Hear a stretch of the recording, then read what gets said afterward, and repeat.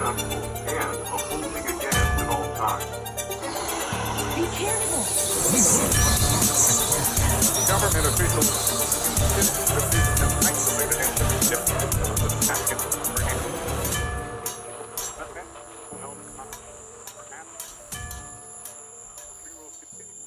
On a moonlit night deep within the Pacific Northwest, the dense forest whispered with the sound of nocturnal creatures. But something else stirred that night, something ancient, something evil. In that same forest, a boy, lost and wary, separated from his people, stumbled terrified through the labyrinth of trees. It would still be a few weeks before Talipa was set to take off on his vision quest. In Yakima culture, amongst the many tribes, children typically embarked on their initial quest during adolescence between the ages of 12 to 15. Adolescents would embark on solitary journeys into remote areas, spending nights alone in order to encounter a guardian spirit, a pivotal element in the spiritual development of any member of the Yakima Nation. Talipa's heart trembled with fear, having no parent or guardian spirit to look out for him. He continues to run through the woods until suddenly, the night song of creatures ceased along with his feet and his heart. Then, an ear-piercing screech tears through the still night air. The boy turned around and looked up. There it was, 3 times his height, towering over him, a massive owl-like creature with eyes that burned like molten gold, wings wider than a man is tall, and a presence that felt wicked and otherworldly. The boy knew this was no guardian spirit. This was the Tah-tah-kle. In their tongue, Tah-tah-kle roughly translates owl woman monster. They were said to eat almost anything, but they were infamous for consuming even human flesh.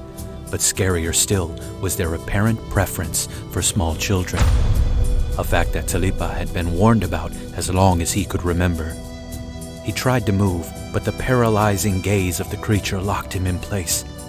It watched him, unmoving, as if deciding not whether to strike, but when.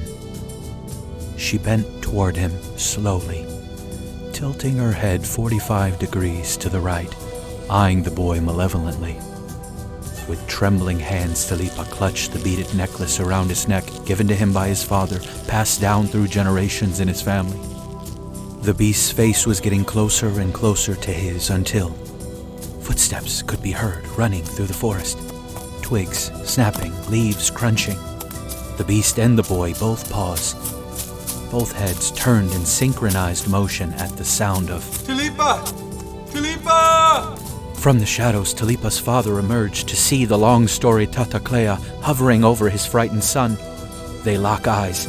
The creature lets out another unearthly screech. Father and son clutch their ears in pain. Then, just as suddenly as it appeared, the creature vanished into the dense forest. The Tah-tah-kle, a creature feared by the Yakima tribes, a malevolent figure of their folklore but far from the only owl-like cryptid in our world. Though some of the Yakima people say that Tah-tah-kle died off ages ago, why are there reports of creatures just like her from all around the world, even to the modern day? Today we'll be exploring terrifying owl-like monstrosities from across the country and around the globe, from all different cultures and corners of the world. Ladies and gentlemen, welcome back to The Dancing Toaster. My name is Nelly. The Dancing Toaster is, of course, a podcast that wrestles with the intersection of faith and the paranormal. We're currently in episode 2 of season 2. Here we are. Today we're covering a female cryptid. Monsters come in all different shapes and sizes, so we want to be fair and inclusive here. I'm only half kidding, though it is fascinating that most of, not all, but most of the owl cryptids seem to be female. If you checked out Season 1, in Episode 3, we dealt with female demonic entities. Then in Episode 4, we dealt with a very famous, ancient female entity associated with owls that goes by the name of Lilith. Fans of the Bump podcast will be familiar with her. First of all, I don't think I ever formally welcomed all of you. Reading comments and reviews for the show, a ton of y'all said, Bo from the Bump sent me. I have thanked him before, and I will thank him again and again for telling y'all about my little show I got going on here. Hopefully, we don't stay a little for long. I want to fly that man out here one day for fellowship and to do my first and only interview, but that's out of the budget until more sign up for that Patreon. Holla! Yes, shameless plug. I definitely need your support. Moving on. If you came from the Bump podcast, you've heard all about Lilith and the Owl Connection. I think you'll find today's episode particularly fascinating, especially when you find out the sheer number of avian and owl-related cryptids and creatures. That's what Season 2 is all about, by the way, my toasties. It's all about creatures and cryptids, and today we start once again in my own backyard. I live in the beautiful and mysterious Pacific Northwest, where the Tah-tah-kle used to be found. The Tah-tah-kle is described by the Yakima people, an organization of many tribes in the Pacific Northwest, as a giant owl-like creature with supernatural abilities. The legend says that these creatures once lived in the caves of the Cascade Mountains and hunted humans, especially those who wandered alone at night. Their eerie shrieks and cries were said to paralyze their victims with fear before they swooped down to carry them away. As we mentioned in the opener today, the name Tah-tah-kle in their language, Ikishkin, translates roughly in English to owl, woman, monster. Now, Talipa and his father were fictional creations. We don't have modern tales to tell of the Tah-tah-kle, so I had to write what might have been a situation back in the day for the Yakima people.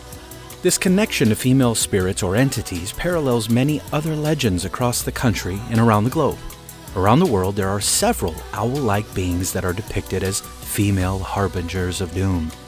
The association of owls with death and darkness is a recurring theme in folklore globally, making it easy to see how these creatures could inspire fear and reverence. In some versions of the Yakima tales, the Tah-tah-kle aren't just solitary monsters, but part of a race of beings who predated humans in the region. For some, they were said to be wiped out by the tribe's warriors, but a handful contest that they continue to haunt remote areas. Others still attest that the caves they once inhabited are cursed, with strange occurrences reported by those who dare venture too close. Now, in 1918, a man from the Yakima Nation named William Charlie recounted a story to a farmer named Lucullus Virgil McWhorter about the Tah-tah-kle. Before the tribes lived peaceably in this country, before the last creation, there were certain people who ate Indians wherever they could get them. They preferred and hunted children as better eating. These people, the Tah-tah-kle, were taller and larger than the common human. They ate every bad thing known, such as frogs, lizards, snakes, and other things that Indians do not eat. They talked the Indian language and in that way might fool the Indians. There were 5 of them, all sisters. They were women, tall, big women, who lived in a cave. According to the account of William Charlie, these female creatures were a group of monstrous sisters who preyed upon humans, especially children. He also described the Tah-tah-kle as enormous, considerably larger than ordinary people, and when they weren't eating people, they ate creatures considered repulsive by the tribes. They would apparently speak the language of the tribes, making it easier to deceive them. In the original full quotation of William's account, he claims of the 5 sisters, 2 were known to survive. But there are differences in the recounting of his story. Some report that he said they appeared in California, while others say the caves of British Columbia. If you're one of the Shasta Indians, you may argue the latter. Lore from that region declares this. One time the Shastas were digging roots and camped. They knew that the Tah-tah-kle were in that place. The Indians were careful, but the Tah-tah-kle caught one little boy, not to eat, but to raise up and live with them. The boy thought he would be killed, but he was not. The Tah-tah-kle had him several days. One day, when they were out of sight, the boy hurried away. He ran fast, traveled over rough, wild places, and at last reached his own people. After many years, the 2 Tah-tah-kle were destroyed. None knew how, but perhaps by a higher power. Their cave home became red hot and blew out. The monster women were never seen again, never more heard of, but they have always been talked about as the most dangerous beings on earth. One other of the 5 sisters was drowned. From her eye, all the owls were created. The person or power that killed her said to her, "From now on, your eye will be the only part of you to act. At night, it will go to certain birds, the owls." Most of what I shared with you comes from a work entitled Mythology of the Yakima Indians by L.V. McWhorter. If you're thinking, why should we care about what that farmer has to say? well, because that farmer spent a good portion of his life documenting the life and lore of the tribes of Washington State, as well as the tribal people of West Virginia, where he was from. Though when he was born in Harrison County, it was still just Virginia. In 1903, Mr. McWhorter relocated to Yakima, Washington, a city named after the tribal nation on the eastern frontier of the state, where he worked as a rancher and became deeply involved with the Yakima Nation. He learned extensively from the tribes and dedicated himself to advocating for their rights. After years of helping to block a federal bill that threatened to strip the Yakima of much of their land in exchange for irrigation access, he was honored in 1914 by being adopted into the Yakima Nation. They bestowed upon him the name Hemene Kawan, meaning Old Wolf. A reviewer of McWhorter's work said of this man, McWhorter dedicated his energies to comprehending the cultures of the Native American tribes who surrounded him, and he committed himself to recounting the legends and epic personal stories of those he saw passing. McWhorter also continually argued for fair treatment and decency toward Native Americans whenever he could be an advocate. All that to say, friends, one cannot simply disregard the man who fought for the Yakima tribes, but more importantly, we cannot ignore and disregard what is said by the Yakima tribes themselves, or the other tribal people throughout the country. Being cursed by modernism and naturalism, we too often toss aside tribal accounts of the supernatural. Not because we have evidence to do so, but because it doesn't fit into our boxes and preconceived notions shaped by the Enlightenment. This was something we touched on in our first 2 episodes of Season 1. The Bible speaks of giants, calling them Nephilim. You'd be hard-pressed to find a North American tribe that does not have accounts of giants, some of which we examined in our 2nd episode. I'm still unsure of how long the Bigfoot episode will be when we get there. It'll most likely be a 2-parter. But this is another creature that many natives speak of across the country. One of the main names for Bigfoot, Sasquatch, comes from the Salish tribes of the Pacific Northwest. Sasquatch means wild man in Salishan. These are only 2 of the creatures spoken of by Native Americans, and their accounts will play a major role in Season 2, starting with this episode. Now back to the Tah-tah-kle, the owl woman monster. Though the last remnants of these evil sisters were said to have been blown up in a cave, what else is said of them that we might compare them with similar beings going forward? The Yakima say they're quite large. They're described as having features of both human women as well as avian features, owls specifically. They are not only covered in feathers, but they are said to have large black eyes, and they have claw-like nails on their hands and their feet. The owl connection went beyond their physical characteristics. Their nocturnal hunting habits as well as the sounds they made also liken them to owls.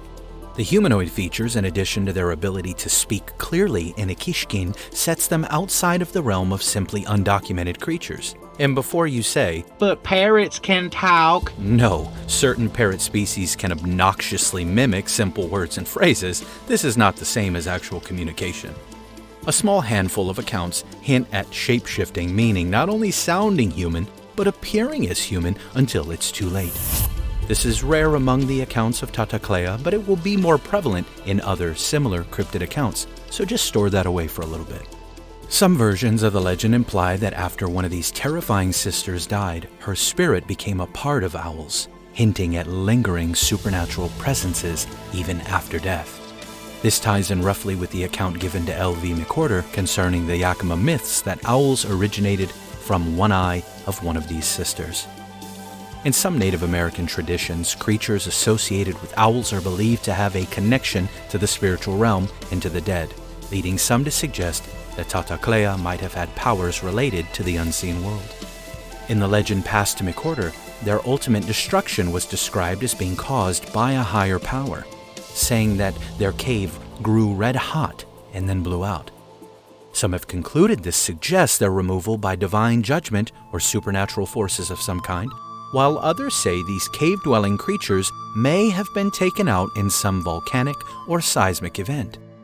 There is no way to know for sure. There is little written record from the Yakima Nation, less still about the Tah-tah-kle. To the natives, these sisters were seen as ancient, as malevolent, and as both seemingly natural and unnatural, even supernatural. People today say these sisters, these creatures, were nothing more than symbolic representations of fear, danger, and the unknown. Nothing more than a way for the Yakima people to personify the dangers of the wild and keep children in line and within the borders of their camps. I believe this is arrogant European Enlightenment thinking creeping through. I don't feel it wise or helpful to reduce their stories to all make-believe in the same way we do to those even more ancient. With historical accounts and oral cultures, there will be embellishments to be sure, but we must resist the pull of naturalism that leads us to say that these were simple nighttime imaginings or fairy tales, especially given that they are not unique to the people of the Yakama Nation. What could they be? I believe the size, the speech, and the humanoid characteristics put them outside of simply being an undocumented owl species of some kind. In episode 3, we spoke about female demonic entities, specifically those called sirens. Now, that was a rather lengthy episode, so we cannot recap everything said there. I told you the episodes would build upon one another. In that episode, we made the biblical argument for sirens, centered upon the premise that specific Hebrew passages from places like Isaiah and Jeremiah, as well as other ancient Near Eastern texts, such as the Book of Enoch, reference supernatural female beings associated with desolation and wailing, which later translations render as sirenes or sirens. We demonstrated that the Hebrew phrase bat ya'anah, often translated as daughters of ostriches in modern English, was understood by ancient Jewish translators, including those of the Septuagint, as referring to siren-like entities. This connection was further cemented by references to unclean or hybrid beings, linking them to the offspring of fallen heavenly beings and human women from Genesis 6, commonly associated with Nephilim and later disembodied spirits or demons. Long story short, these fallen heavenly beings procreated with human women, creating the giants of old, the Nephilim. But it was believed that these human women did not remain human after their wicked deeds with the rebellious Watchers. Jewish thought during the Second Temple period was that these human women who laid with the fallen Watchers were cursed by God and transformed into hybrid creatures called sirens.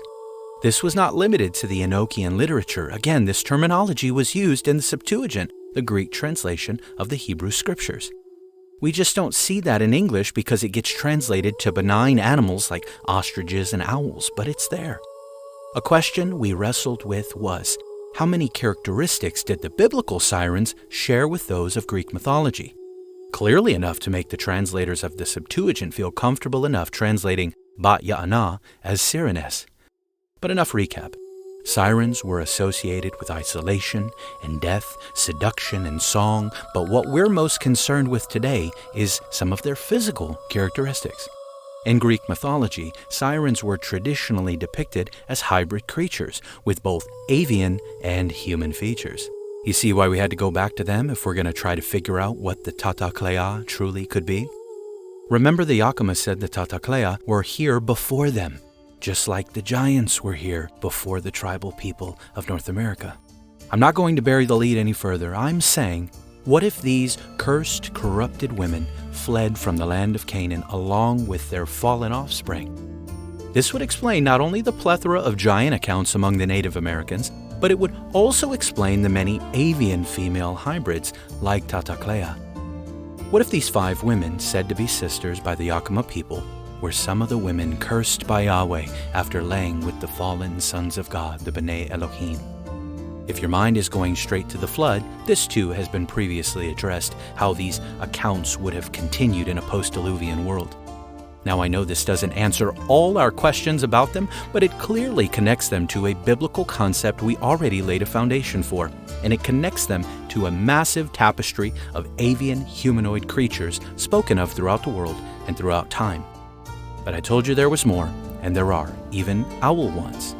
So store all this away. Let us now go across the country, 3,000 miles southeast to my old stomping grounds, the state of Florida, where I spent many of my younger years. Within Seminole mythology, they speak of a creature called the Stikini. Unlike Tah-tah-kle, the Stikini are said to be shape-shifting witches who can transform into giant owls at night. Major Skinwalker vibes, right? And don't worry, they're coming too, just not today. During the day, it is said that they appear as normal people, but at night they vomit their souls and internal organs, transforming into fearsome, owl-like monstrosities. Some believe they prey upon the souls of the dying, while others say they transform to attack their enemies, consuming human flesh, but with the main goal being the removal of human hearts. Either way, the Stikini are feared among the Seminole people as omens of death. They say that even mentioning their name invites misfortune.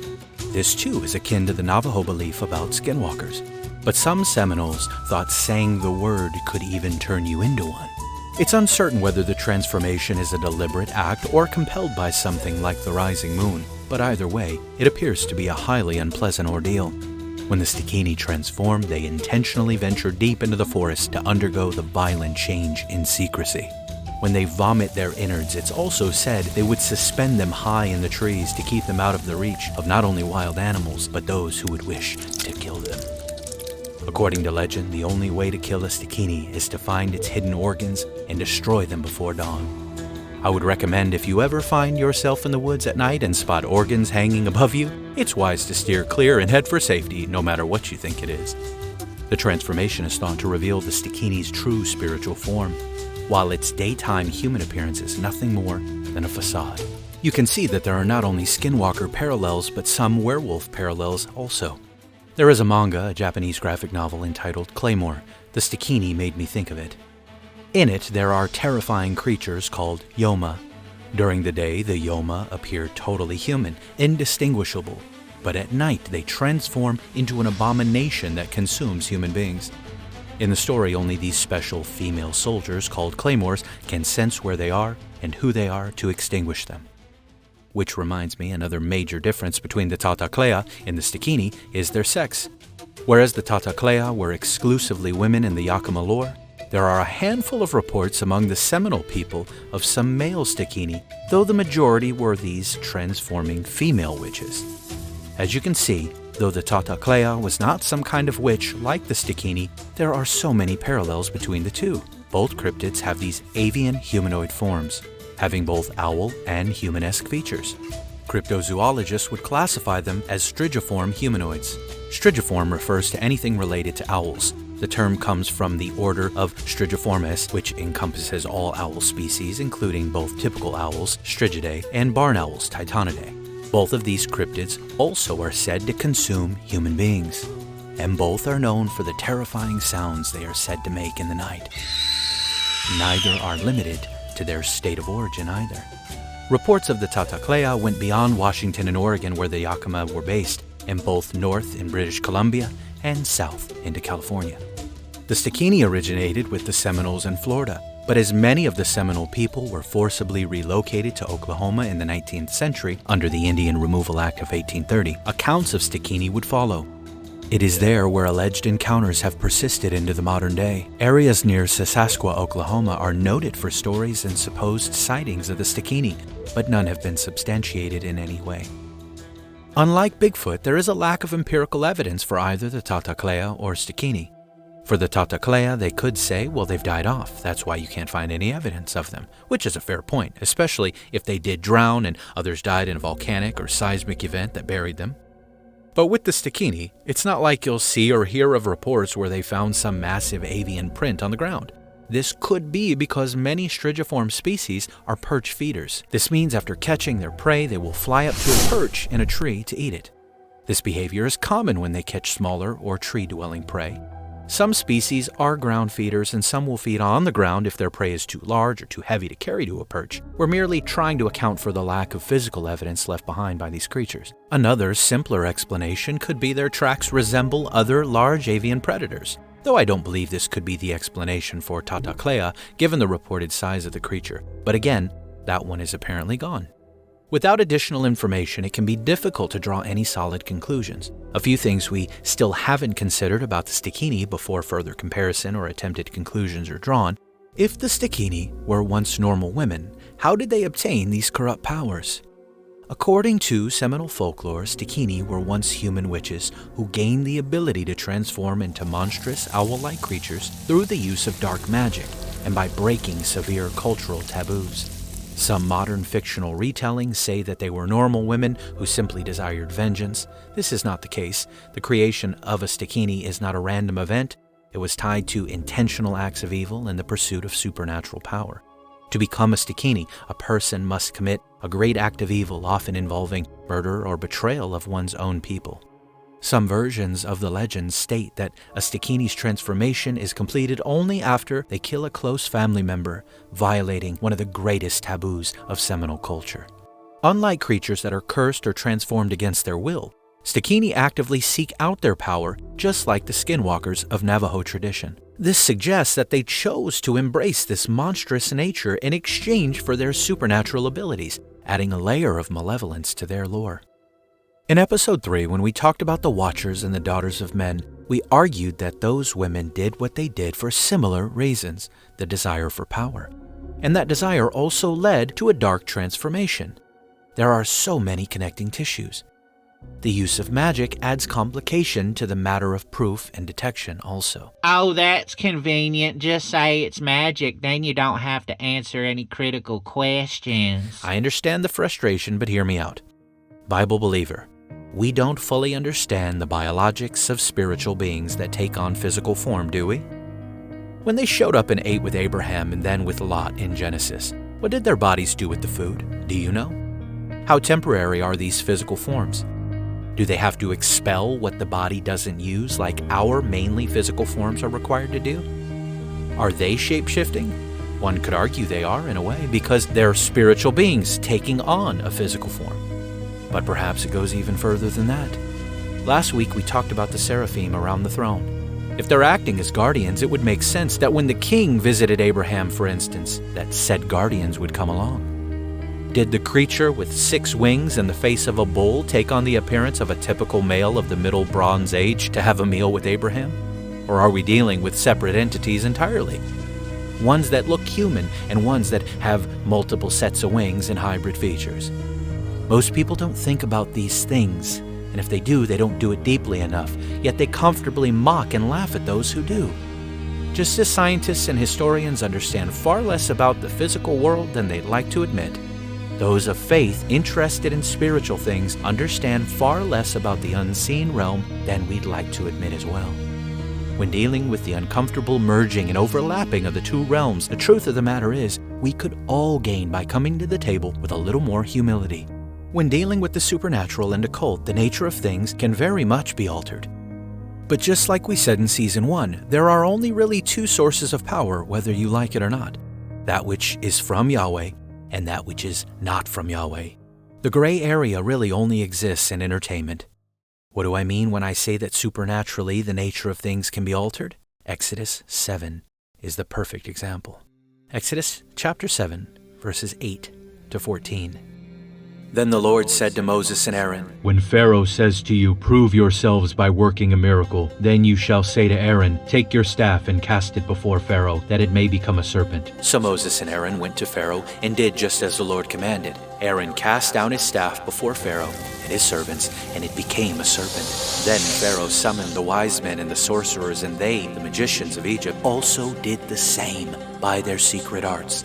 For each man cast down his staff, and they became serpents. But Aaron's staff swallowed up their staffs. Still Pharaoh's heart was hardened, and he would not listen to them, as the Lord had said. Then the Lord said to Moses, Pharaoh's heart is hardened. He refuses to let the people go. Now you heard me say this before. I have seen some impressive hermeneutic gymnastics from those who wish for this passage not to say what it is literally saying. The magicians of Pharaoh were able to duplicate the supernatural works of Moses and Aaron, and were told how they did it, by their secret arts. Again, it says the Egyptian magicians did the same as Moses and Aaron. How'd they do it? By their secret arts. The text nowhere suggests they made it look like they did the same thing. No, they did the same thing as Moses and Aaron. They made their staff into a serpent. The others did the same, and then Moses and Aaron's staff ate the other ones. By the way, since it's the same, if you downplay one, you downplay the other. If you say they faked it, then Moses and Aaron faked it too, because whatever Moses and Aaron did, the text says the magicians did the same deed. Nothing in the text suggests stage magic or mere sleight of hand, meaning this is no mere illusion. The text couldn't be clearer. I've read some scholars and theologians that make the text bend more than a contortionist to remove the supernatural reality that is clearly unfolding. Moses and Aaron performed a miracle, and we are clearly told that the Egyptian magicians did the same by their secret arts. Okay, now that I've repeated myself enough. One group performed this miraculous deed by the power of Yahweh. The other group performed this miraculous deed by the power of not Yahweh. Pharaoh and his magicians are clearly antagonists here. They are not only against Moses and Aaron, but against Yahweh himself in the narrative. God is not the source of their miraculous deeds, but they are clearly using supernatural power outside of him to do the same supernatural deed Moses and Aaron performed. Now that we've established this, I really want you to think about it. We're so used to this story, so comfortable with it, sometimes we fail to see how incredible the event actually is. A wooden staff, a non-sentient, non-living object, was caused to become a living, sentient being. Try for a moment to rip off the lenses of familiarity and just take that in for a minute. A stick began to live and move and breathe as a snake. A piece of wood was transformed into an animal, again to the point where it not only moved around, it even consumed the other snakes around it. Oh, and by the way, the snakes wiggling around seconds before being eaten, they also happened to be pieces of wood. Pieces of wood that, by the powers of darkness, were turned as well into snakes. Oh no, it just looked like they were snakes. Shut up, I'm not hearing it. That's eisegeting the heck out of it. That's eisegeting so badly, forcing your modernistic and anti-supernatural views onto the text of Scripture. It simply and clearly says the staffs were changed to serpents. And after the serpent that was the staff of Moses and Aaron was done consuming the other serpents, what happened then? Moses tells us it changed back to a piece of wood. None of this fits anything you think you know about physics, chemistry, biology, or quantum mechanics. This is why I get annoyed when people say that the term supernatural doesn't have any explanatory power. It most certainly does. Moses and Aaron had supernatural power bestowed upon them by Yahweh. Pharaoh's magicians had supernatural power bestowed upon them by rebellious spiritual beings who are not Yahweh. And with this power, a non-sentient, non-living wooden stick became a sentient, living creature, a serpent. Do you understand now how miraculous this is? I hope so. Everything about its nature was supernaturally transformed. A piece of wood doesn't have a brain, fangs, tongue, trachea, stomach, vertebrae, small intestine, and kidneys. Now, of course, that's not everything in a snake, but you get the point, right? The stick transformed into everything and all that a snake is. And then, as if that weren't enough, it was all changed back. It was transformed back at the end. Why does this matter? What does any of this have to do with our current topic at hand? Well, first, because it's amazing and demonstrates so much about supernatural capabilities and possibilities. But what does all this have to do with this episode? Think about Stikini. With Stikini, what exactly is said to be happening? A living creature is changing to another living creature. The Seminole people would say that by her secret arts, a human witch is changing to an inhuman owl creature. This is wild, no doubt, but I suggest that this is actually less than what we see taking place in Exodus 7, when you really think about it. This is a sentient living being transforming into another sentient living being. Granted, some things are being lost, other things are being gained, but in Exodus, life and sentience are given to inanimate objects. A piece of wood comes alive as a snake. It's able to move, able to eat, and then it gets transformed back to a piece of stinking wood. According to the Bible, supernatural powers, good or evil, can cause something or someone to transform. This is in the Bible. You don't get to explain this away. And for those that fixate on the fact that the magicians were only able to go so far by their secret arts, I've suggested previously this was because God shut them off. God prevented them from going further. But it is possible that they reached certain limitations. I'm okay with that explanation. But please, let's not ignore that they not only did turn water to blood like Moses and Aaron did, the fact that they could turn their staves into snakes at the start of this whole showdown in Egypt is a really, really big deal. So again, according to the Bible, supernatural powers, good or evil, can cause something or someone to transform, as seen in Exodus, but not limited to Exodus. Jesus, Yahweh incarnate, transformed physical objects from one thing to another. In John 2, Jesus is at a wedding where he turns water into wine. And not just any wine, but the best wine they had ever tasted. One of the major ingredients in wine production is time. But when you are the Alpha and the Omega, the one who had no beginning, the one who has no end, time is nothing to you. Don't get me started on John 6 now. There we see Jesus feed almost 15,000 people with 2 fish and 5 loaves of bread. You say, He only fed 5,000. only? That would be amazing enough, but John specifically says in verse 10, 5,000 men were there to be fed. If each of them had their wives with them, the number of people in attendance jumps to 10,000. And if each family had at least one child with them, the number triples. It jumps to 15,000. Keep in mind the average number of children a woman in the Near East and ancient Mediterranean had was 6 to 8, so the number could easily be well beyond 15,000. In any case, thousands ate from this minuscule amount of food because Jesus' supernatural power multiplying it. This was a miracle, a miraculous supernatural occurrence. You say, He could only do this because he was God. nope.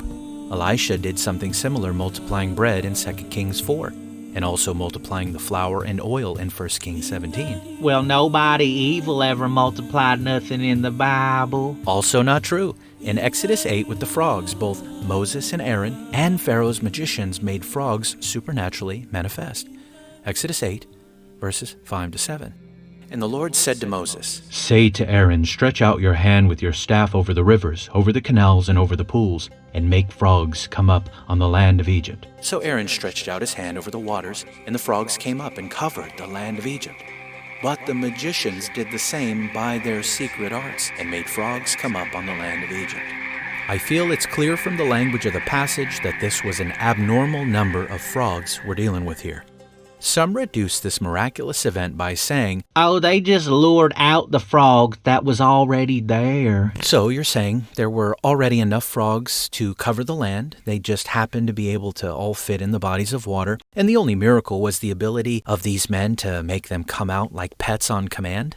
Now, frogs are amphibious. They live partly in water, partly on land, and they usually do this in patterns. If this was a typical amount from a normal seasonal pattern, the Egyptians would have easily identified it as such. But no, they covered the land. An inordinate amount came pouring out of the waters of Egypt. First by the power of Yahweh working through Moses and Aaron, then again by the wicked supernatural powers working in opposition to Yahweh through the Egyptian magicians. The irony is their ability to duplicate the deed by their secret arts made things worse for everyone, as dealing with the powers of darkness inevitably does every time. The frogs were supernaturally multiplied as they came pouring out onto the land. If you're going to believe the Bible, you must believe the supernatural is not only possible, but that it happened and that it can happen. But many Christians will refuse to believe certain supernatural accounts, not because they have good reason to do so, but because they don't realize how much their perspective has been warped by a faithless world. But another interesting reason that some will reject an idea is that there isn't a specific verse saying the exact thing can happen or that the exact thing happened at some point. Imagine someone from the ancient world encountering electricity for the first time. They wouldn't find a direct reference to electricity in their understanding of the world, but that doesn't mean it isn't real or consistent with the laws of nature they already know. Similarly, the supernatural isn't always spelled out in Scripture, but that doesn't mean it can't happen if it aligns within certain biblical principles and ideas. That's one of the things I try to do with the show. I can't point to a shape-shifting witch in the Bible, but I show you instances in the Bible where supernatural powers transform things.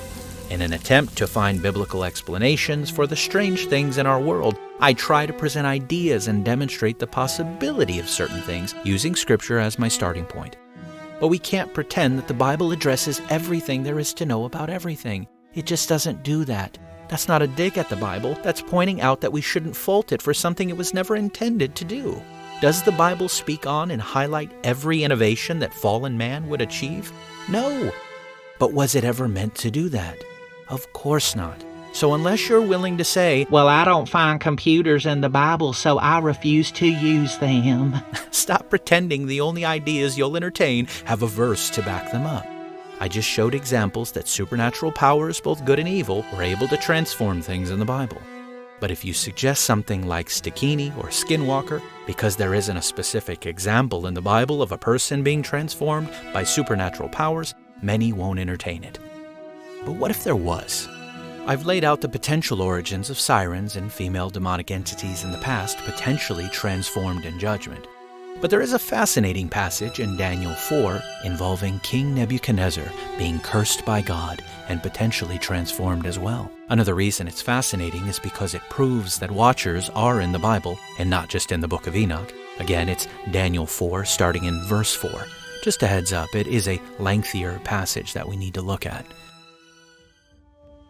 I, Nebuchadnezzar, was at ease in my house and prospering in my palace. I saw a dream that made me afraid. As I lay in bed, the fancies and the visions of my head alarmed me. So I made a decree that all the wise men of Babylon should be brought before me, that they might make known to me the interpretation of the dream.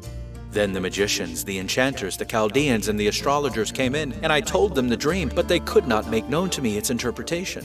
At last Daniel came in before me, he who was named Belteshazzar after the name of my God, in whom is the spirit of the holy gods, and I told him the dream, saying, O Belteshazzar, chief of the magicians, because I know that the spirit of the holy gods is in you, and that no mystery is too difficult for you, tell me the visions of my dream that I saw and their interpretation. The visions of my head as I lay in my bed were these. I saw and behold a tree in the midst of the earth, and its height was great. The tree grew and became strong, and its top reached to heaven, and it was visible to the end of the whole earth. Its leaves were beautiful, and its fruit abundant, and in it was food for all. The beasts of the field found shade under it, and the birds of the heavens lived in its branches, and all flesh was fed from it. I saw in the visions of my head as I lay in bed, behold, a watcher, a holy one, came down from heaven. He proclaimed aloud and said thus, Chop down the tree and lop off its branches, strip off its leaves and scatter its fruit. Let the beasts flee from under it and the birds from its branches, but leave the stump of its roots in the earth, bound with a band of iron and bronze amid the tender grass of the field. Let him be wet with the dew of heaven. Let his portion be with the beasts and the grass of the earth. Let his mind be changed from a man's, and let a beast's mind be given to him, and let 7 periods of time pass over him. The sentence is by decree of the watchers, the decision by the word of the holy ones, to the end that the living may know that the Most High rules the kingdoms of men, and gives it to whom he will, and sets over it the lowliest of men. This dream I, King Nebuchadnezzar, saw, and you, O Belteshazzar, tell me the interpretation, because all the wise men of my kingdom are not able to make known to me the interpretation, but you are able, for the spirit of the holy gods is in you. Then Daniel, whose name was Belteshazzar, was dismayed for a while, and his thoughts alarmed him. The king answered and said, Belteshazzar, let not the dream or the interpretation alarm you. Belteshazzar answered and said, My lord, may the dream be for those who hate you, and its interpretation for your enemies.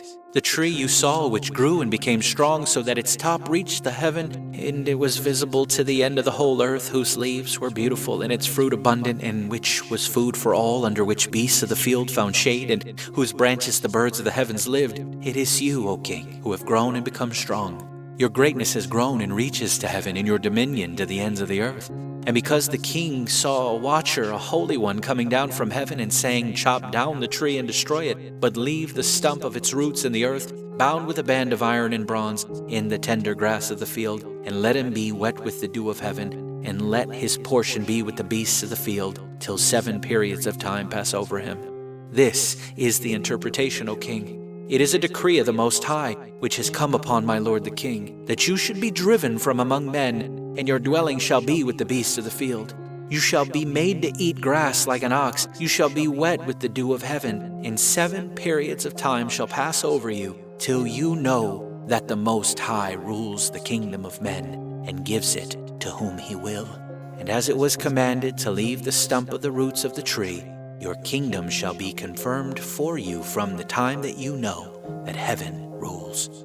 Therefore, O king, let my counsel be acceptable to you. Break off your sins by practicing righteousness, and your iniquities by showing mercy to the oppressed, that there may perhaps be a lengthening of your prosperity. All of this came upon King Nebuchadnezzar. At the end of 12 months he was walking on the roof of the royal palace of Babylon, and the king answered and said, Is not this great Babylon which I have built by my mighty power as a royal residence, and for the glory of my majesty? While the words were still in the king's mouth, there fell a voice from heaven. O King Nebuchadnezzar, to you it is spoken, the kingdom has departed from you, and you shall be driven from among men, and your dwelling shall be with the beasts of the field, and you shall be made to eat grass like an ox, and 7 periods of time shall pass over you, until you know that the Most High rules the kingdoms of men, and gives it to whom he will.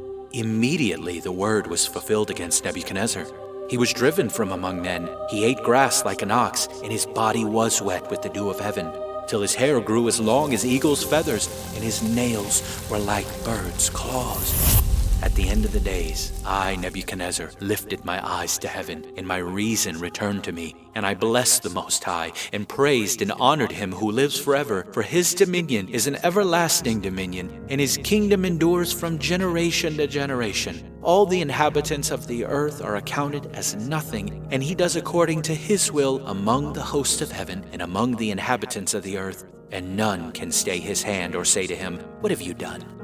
At the same time my reason returned to me, and for the glory of my kingdom my majesty and splendor returned to me. My counselors and my lords sought me, and I was established in my kingdom, and still more greatness was added to me. Now I, Nebuchadnezzar, praise and extol and honor the King of heaven.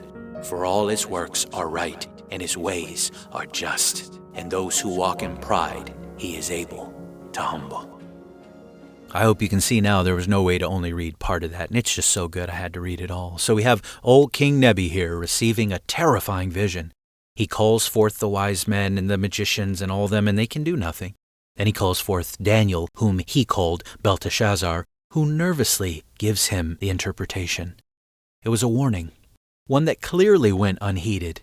At the peak of his arrogance, God fulfilled this warning that was decreed by the watchers. I'm going to read verse 33 one more time just because I read so much. Immediately the word was fulfilled against Nebuchadnezzar. He was driven from among men and ate grass like an ox, and his body was wet with the dew of heaven, till his hair grew as long as eagle's feathers, and his nails were like birds' claws. I hope you're starting to see why I would bring this passage up in an episode about avian cryptids. You heard that description, didn't you? What are we to make of it? Some say that under God's heavy hand, Nebuchadnezzar was robbed of his mental faculties and driven mad. I don't disagree with that sentiment at all. But is that all that is going on here? When I read that, everything about Nebuchadnezzar's judgment screams something bestial and animalistic. Driven into the wild, eating vegetation like a beast, bizarre hair growth described as long as eagle's feathers, and nails likened to birds' claws? Even the phrase, wet with the dew of heaven, is interesting to me. You see, dew of heaven shows up at least 7 times in the Old Testament. 5 of them are right here in Daniel 4. Well, 4 and 4, and then 1 more in 5. The other 2 offer no assistance as they are used by Isaac in Genesis when he's speaking blessing over his sons. Those uses speak of grace and blessing, and that's not at all how they're being used here. That's clear. Could it have something to do with what happened to Nebuchadnezzar? Most commentaries simply focus on him sleeping outside like an animal and waking up covered in moisture. If that's the case, over 27 other times the Bible just uses the word dew. Why the use of the prepositional phrase modifying that noun dew in Daniel? I personally think the prepositional phrase of heaven highlights something otherworldly, but I can't fully prove that. I won't die on that hill, but that is how I feel about it. The fact remains that Nebuchadnezzar was transformed. Now, supernatural naysayers will say it was only a mental transformation. He was robbed of his sanity by Yahweh, and the animalistic language is hyperbolic or analogous. They'll say his hair and his nails just made him look disheveled. I've seen some rowdy things in Washington and some pretty out-there homeless people, and though some of them choose to relieve themselves like animals, nothing in their appearance matches what is described in Daniel 4. Some may argue it's merely an interpretive challenge here, an interpretive choice being made. The skeptic has already made up their mind concerning the absence of the supernatural here in Daniel 4, so they interpret the event naturalistically and psychologically.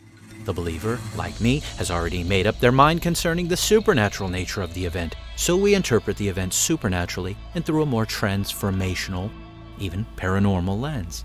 I really think the presuppositions you bring to the passage will greatly affect how you see the event and how you interpret it, to be fair. Unlike Genesis 6, this passage could go both ways. But let's say that I'm right, that God humbled and transformed the mighty Nebuchadnezzar from man to monster. I understand it's by no means a direct parallel, but it certainly would help us to establish a precedent, if that's what's going on. I believe the curse of Nebuchadnezzar was more than mental derangement. This more than falls into Second Temple interpretations of similar complex passages and ideas. I believe it was transformative, and I believe we proved in Genesis earlier that even more radical transformations were done by the powers of light and darkness. The biggest jump from Nebuchadnezzar to Stikini or Skinwalker is that Nebi wasn't looking for it, and technically neither were the women that laid with the Watchers. They were looking for power, but their transformation, like Nebuchadnezzar, was in judgment. For Nebi, it wasn't a transformation that he sought after for power like the Stikini or Skinwalker, quite the contrary. He had tons of power. He had a lot of worldly power that God permitted him to have, but it went to his head, so God judged him. I believe the end result, though, was positive. As we read, it sounded as though he converted. After the 7 periods of time, however long that was, nobody really knows, he was transformed back by God and everything restored to him. His kingdom and reign mercifully preserved, and he got the message that Yahweh reigns over the kingdoms of men.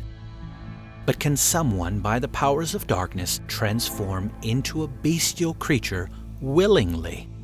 I believe with the supernatural, almost anything is possible. Again, I provided multiple examples of supernatural transformations, the craziest of all being the first one we looked at, the staves to snakes. Non-living things turn to living things.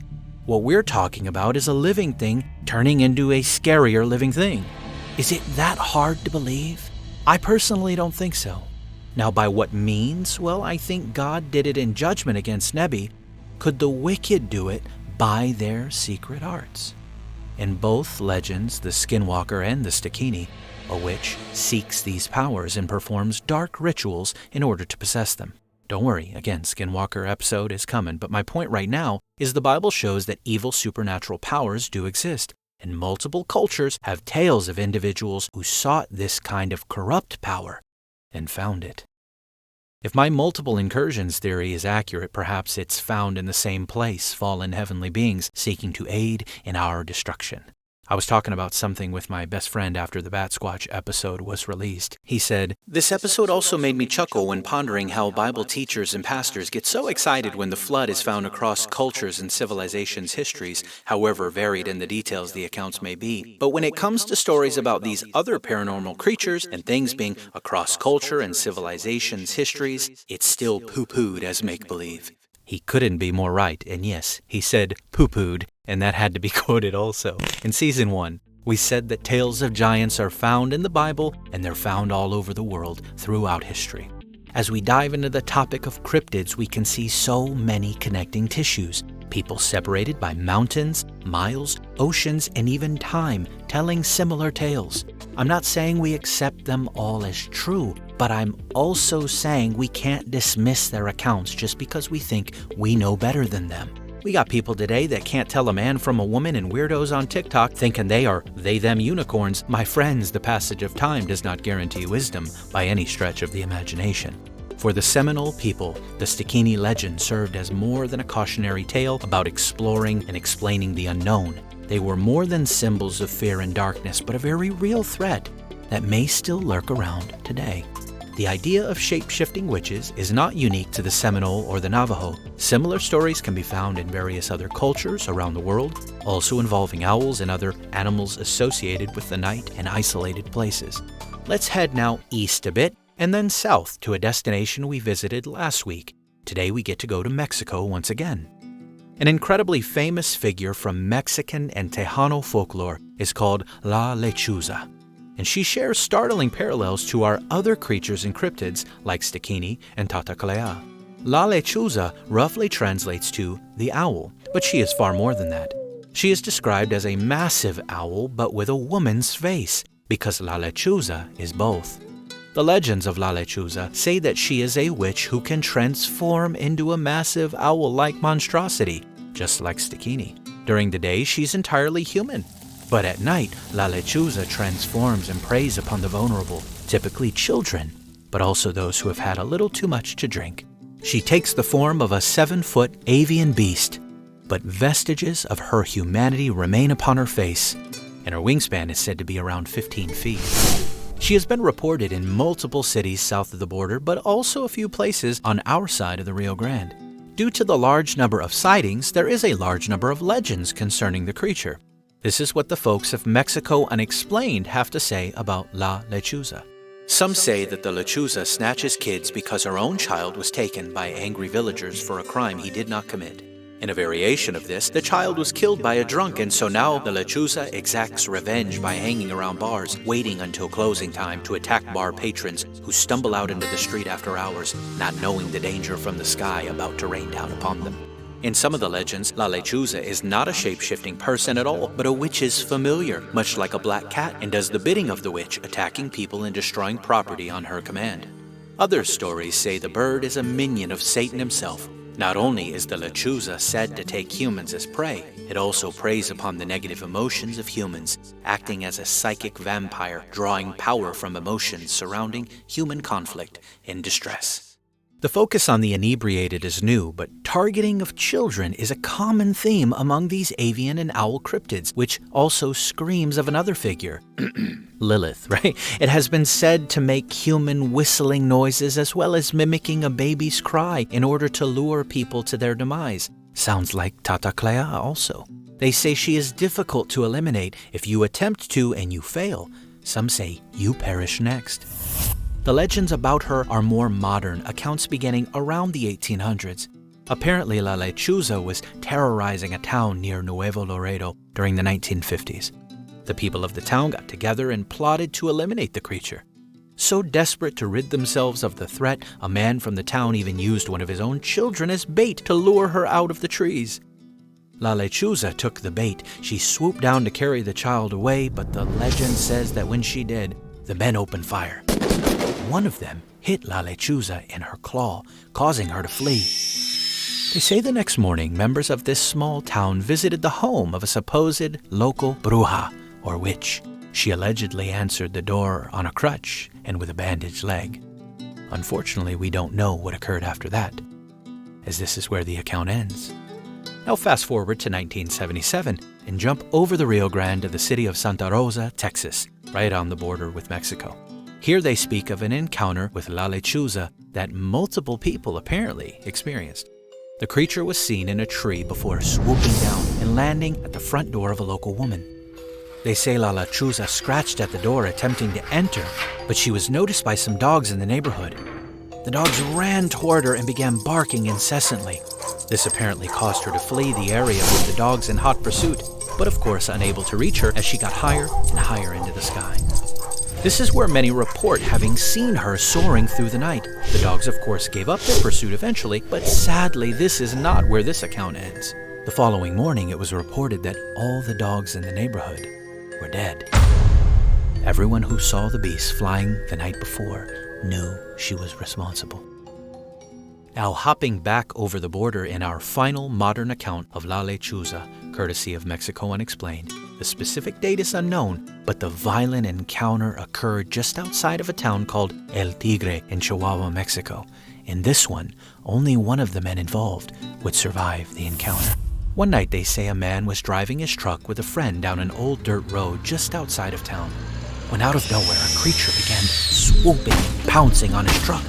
The men were terrified, but it was about to get a lot worse. As he began speeding up, the monster slams into his windshield and is violently flung into the road in front of them. Still full of shock and terror, the driver floors it.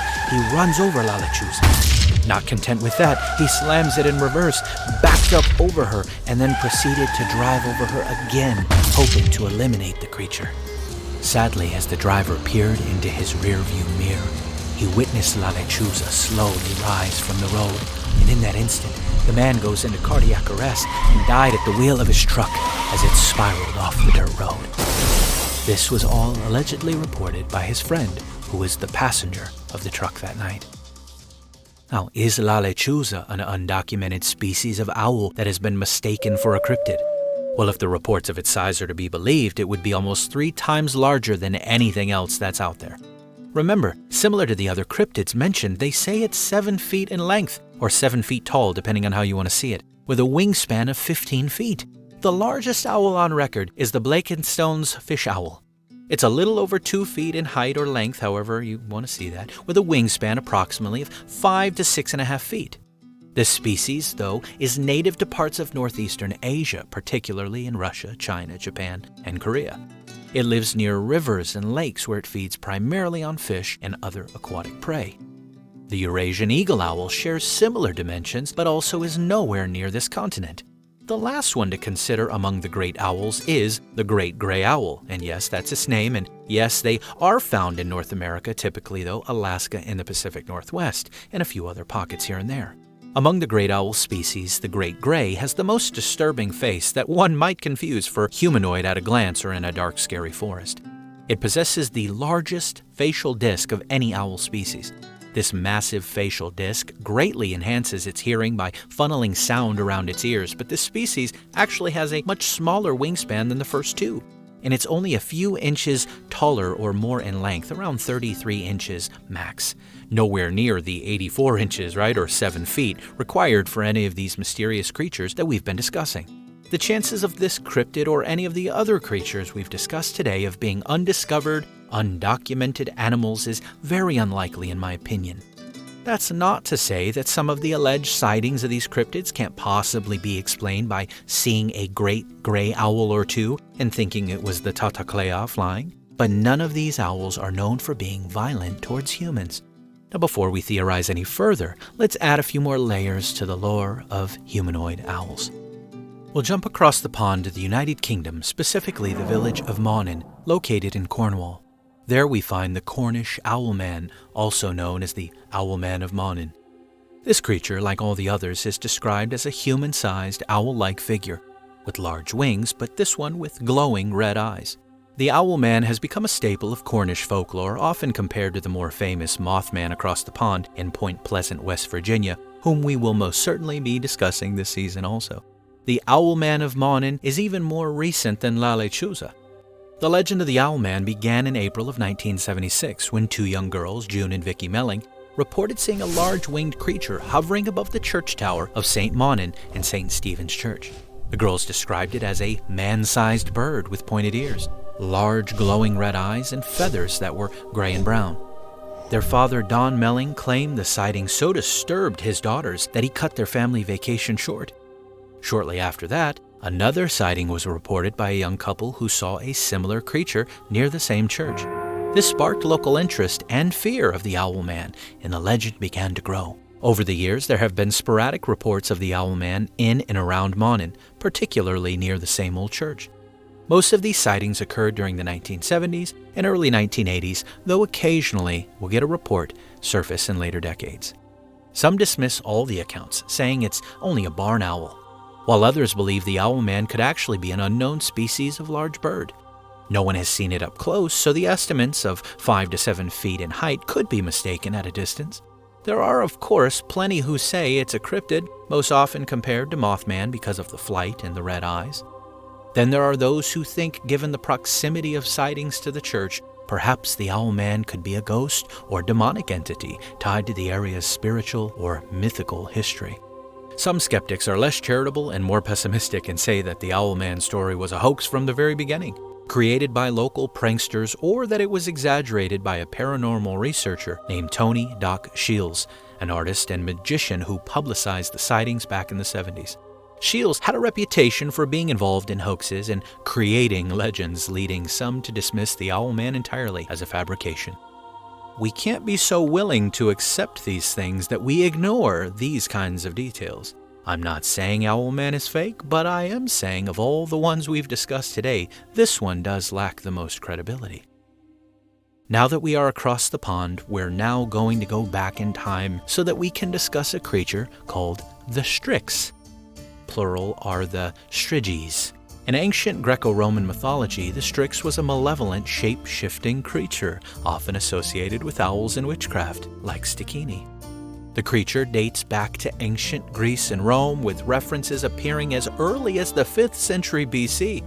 It was later popularized in Roman literature, particularly by the poet Ovid in his work Fasti, written around the year 8 AD. The term Strix originally referred to a specific type of bird, but over time it evolved into a mythological figure, a nightmarish being believed to prey on humans, just like La Lechuza. The Strix was described as a large nocturnal bird, often resembling an owl, sometimes a crow, with eerie, ominous cries that echoed through the night like Tah-tah-kle. In many stories, it was believed to be a shapeshifter, capable of transforming into a human, typically an old woman or a witch, allowing it to blend into society and strike when least expected. Beyond its unsettling presence, the Strix was feared for its sinister nature as a blood-drinking creature, said to prey upon humans, specifically infants, by sucking their blood, a trait that seems to foreshadow later vampire legends. Its appearance or cry was considered a harbinger of death, foretelling disaster and misfortune for those who encountered it. Pliny the Elder, the famous Roman author in the 1st century, mentions the Strix in his work entitled Naturalis Historia. In it, he connects the creature to curses and maledictions or harmful magic. Pliny noted that the word Strix itself was used in the context of curses, implying that in Roman culture, simply invoking the name of the Strix could be part of a curse or harmful spell, similar to Stikini. Isidore of Seville, a 7th century scholar, included references to the Strix in his encyclopedic work Etymologiae, a widely read compilation of knowledge on various subjects, including mythology.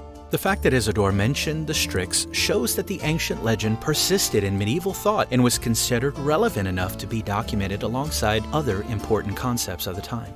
Working our way forward a little bit more, John of Damascus, an influential Christian theologian from the 7th and 8th century, wrote about the Styrages, a variation of the word Strix in Greek, and he equated them with the Yaludis. Who or what are the Yaludis? Well, Yellow, G-E-L-L-O, is the singular, and the Yaludis were malevolent female spirits in ancient Greek and Byzantine folklore, often blamed for the death of infants and young children. This connection between the Styrages and Yaludis reinforces the idea that the Strix was a supernatural, malevolent being associated with death and child predation. But now, the moment some of you have been waiting for, the elephant in the room, or perhaps the owl in the room. Before we can wrap up today's journey through legends of owl-like creatures and cryptids, we must address an ancient and infamous figure who shares more than a few similarities with the creatures we've discussed, and this is, of course, Lilith. If you were around for Season 1, Episode 4, you might remember our deep dive into the mythology surrounding Lilith, one of the earliest and most enduring female entities associated with darkness, witchcraft, and you guessed it, owls.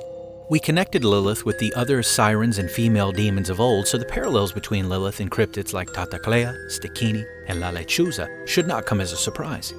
Each of these beings is tied to the night, depicted as female, feared for their role in preying on the vulnerable, particularly children.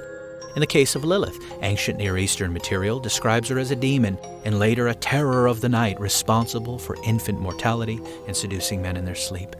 In many traditions, Lilith is symbolized by an owl. The Babylonian Talmud references her as a winged night creature, and her association with owls appears throughout medieval texts and artwork. The image of an owl, a bird that hunts in the dark, is often seen as an omen of death, fitting perfectly with Lilith's depiction as a bringer of misfortune and a predator of the young.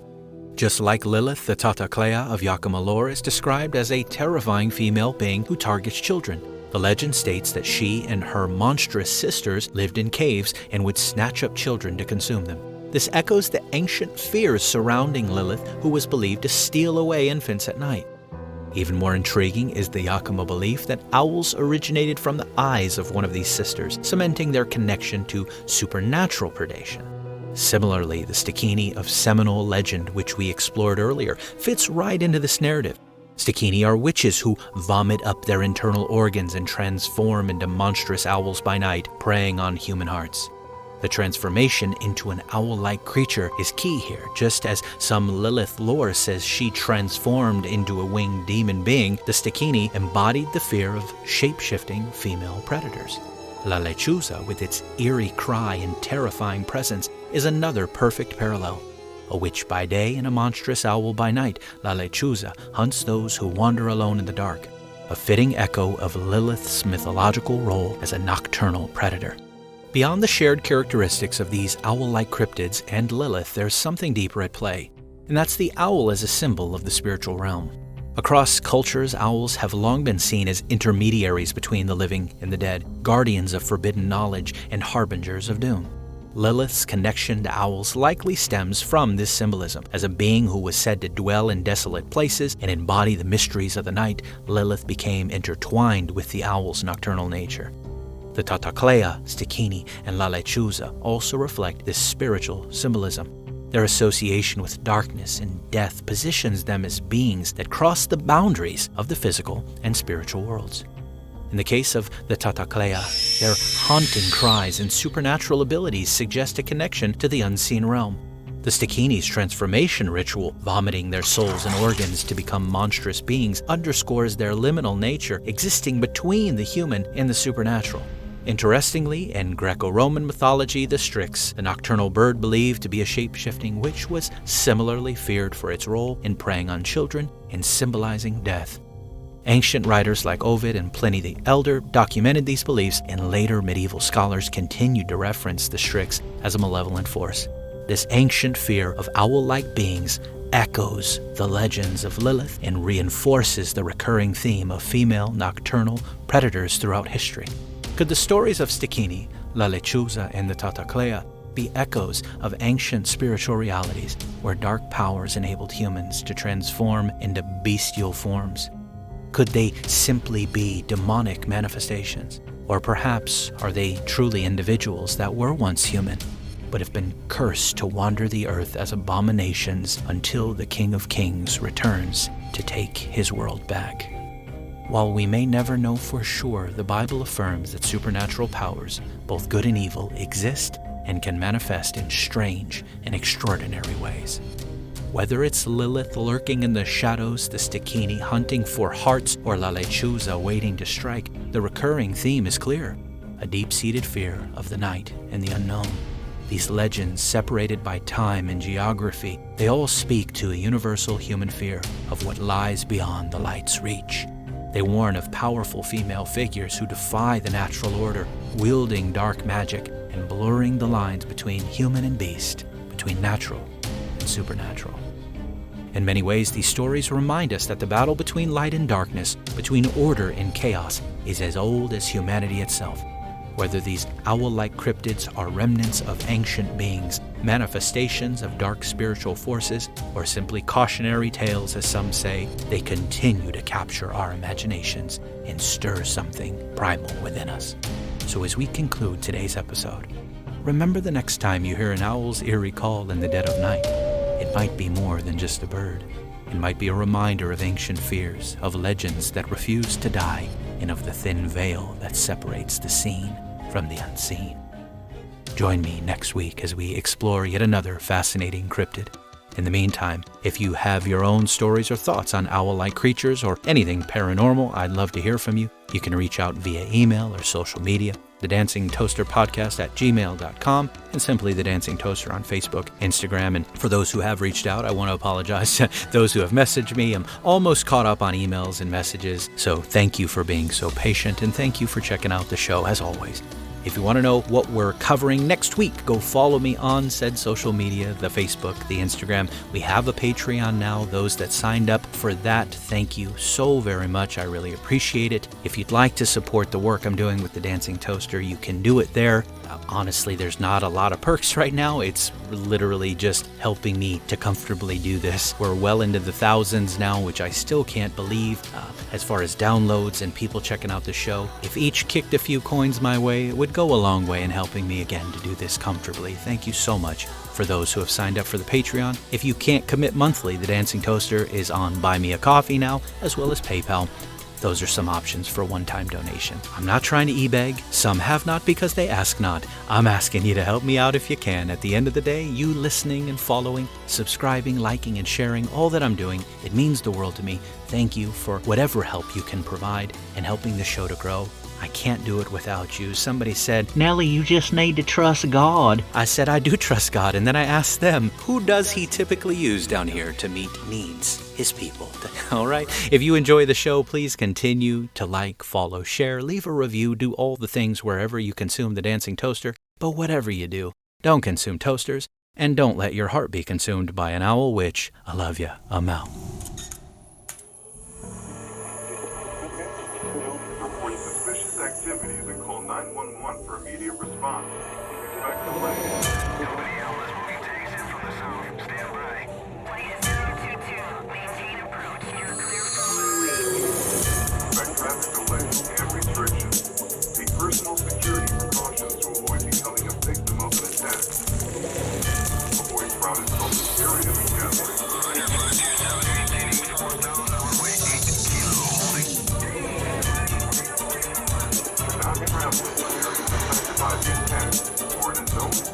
elevated by Earth's activity, emergency supplies accessible, and opposing a gas at all times.